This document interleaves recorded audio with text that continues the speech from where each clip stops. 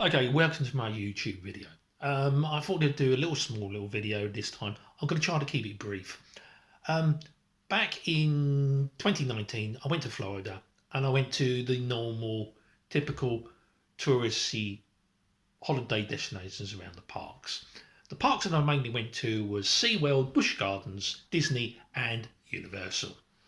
And we had a hotel which was in International Drive, Roswell, Rosin Point Hotel, which is next to the helicopter pad, which you can get flights which take you over the general areas, seeing all the parks. Anyway, I decided to actually use the transportation facilities getting to the actual Universal studio. First of all, we used the actual free coach, which took you to the studio, and then you had certain times to catch a coach coming back.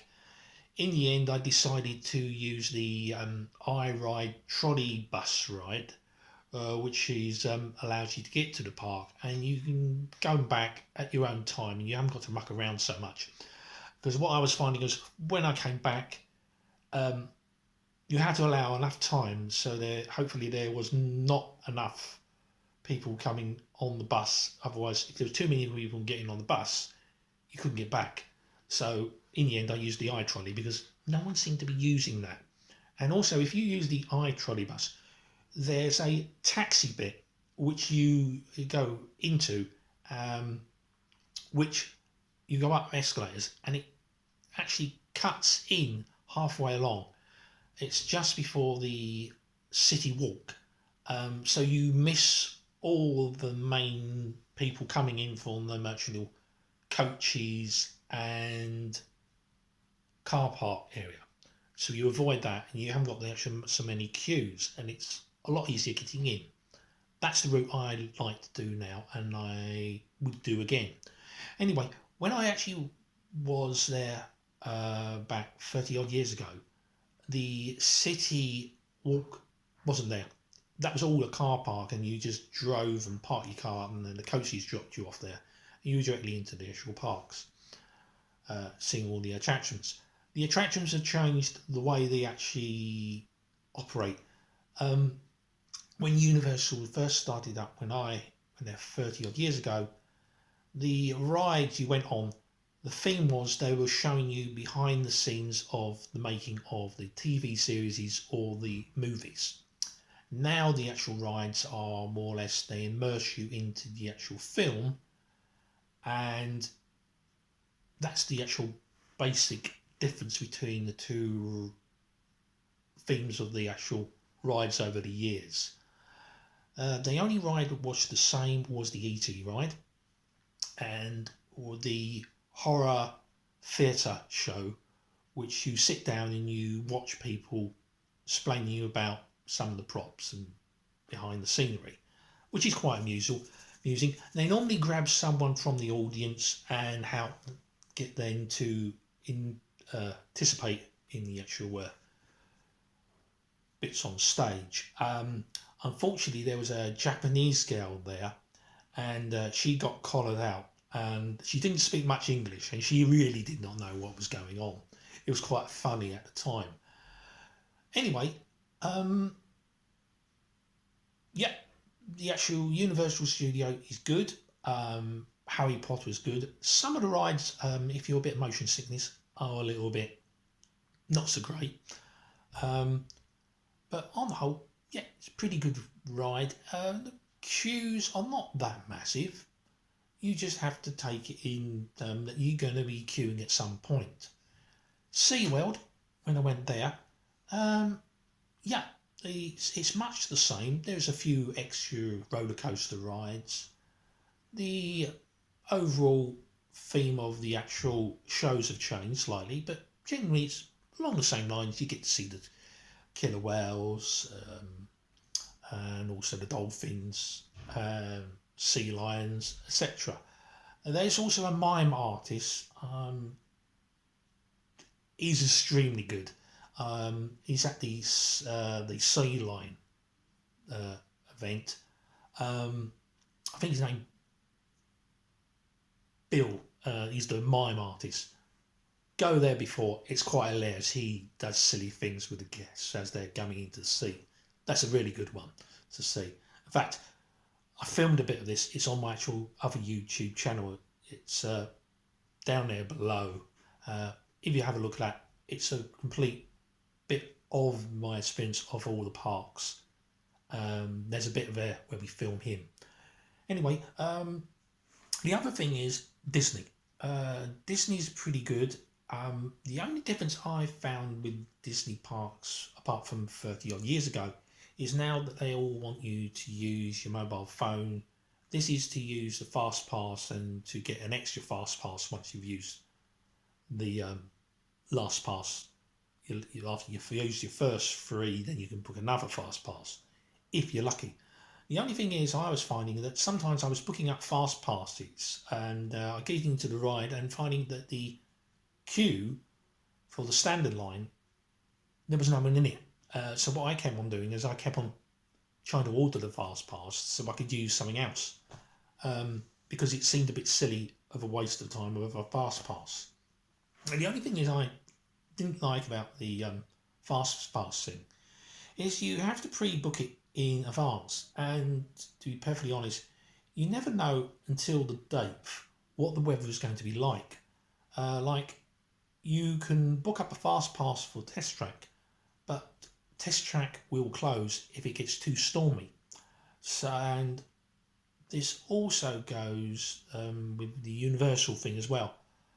Some of the rides break down, so there is a fast pass sort of system there as well, and you never know exactly. You may book up a fast pass and then find out you can't use the fast pass because it's not working. Disney is a little bit better if you can change it on the day, but I did hate having to wander around with a phone, mainly because I didn't really want to wander around with a phone. I prefer not to. In the end, I grabbed hold of a map and only used the phone when I wanted to change alterations on the actual fast pass. Wandering around looking at a phone is difficult enough in UK, but when you're out in Florida, you're in brilliant sunlight and you can't always see what's on the phone because the brightness of the screen is not bright enough.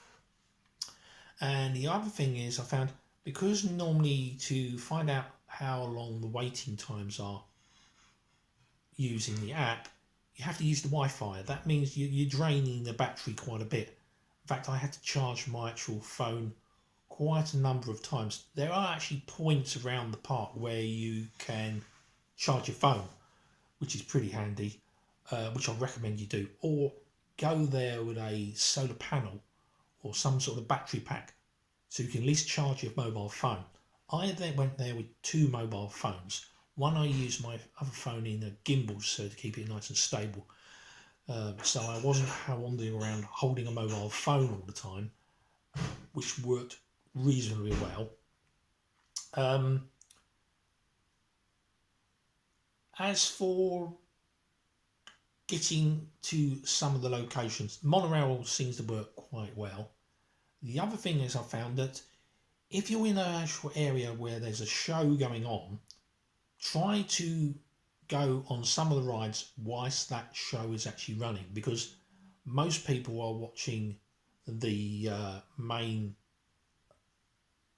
mall when they have a parade going on. When that's happening, the rest of the park is not so busy, so you can get on rides where you normally have to wait a lot longer in the queue. So that's always a good idea. But it does mean that you miss out on the parade, so you might have to go back another day and see the parade. I would say try not to do everything in one day. It's not going to be very good and you end up running around. The other thing is, I found that we went to the Epcot Centre and went to his spaceship Earth. Now, when I originally went there during the day, the rides or the waiting time to get on that ride was about 45 minutes. And I think at some point it was even longer. But what I found was late in the evening between 6 and 7, because everybody was more or less around the actual main uh, lake, which has got all the actual different countries around. That the ride, we actually wandered in there and walked onto the ride straight away. We just walked through the actual pathway which you would have been queuing up and went on the ride straight away. There was no actual queuing whatsoever, apart from the distance of walking around the zigzag path to get to the ride. Could have gone on that several times. I also found that out with all the other rides. Sometimes it's possibly better to go to the Epcot Centre in the evening and go on some of the rides, because people are looking at the other parts and they're not going on the ride, so you're probably better off going in the evening time. It's also cooler. Now at the time they closed the park because they were doing a Halloween thing, or not so scary Disney thing. So we left the park, but we had a park hopper ticket so we could go into any of the parks. The other thing I would suggest, if you're parking your car, it's now going to cost you quite a bit. It's cheaper if you're outside the park to get a taxi and drop you off, and then get a taxi back to your hotel. That's if there's at least 3 of you. It works out cheaper. I was going to get a coach to take us to the actual Disney, but then they've got the meeting point, which is only at one of the places, so you've got to go back to that meeting point. And again, you've got the same problem. If everybody is going back at the same time, you may find that there's not enough room on the bus, although they normally put extra buses on if they find there's more people, but it is a little bit of a pain. So using a taxi to get, I use a limo app, and that's another thing. The limo app, I found, for some reason, I tipped the driver, and when I came back to UK, I found that they hadn't taken the tip. So if you are going to pay the limo driver, I would just give the tip in cash if you can, because they never took the actual tips, which I put on the app. They took the money for the ride or the journey, but never took the tip. Anyway, that's the end of my little talk about my experience of Florida, Orlando.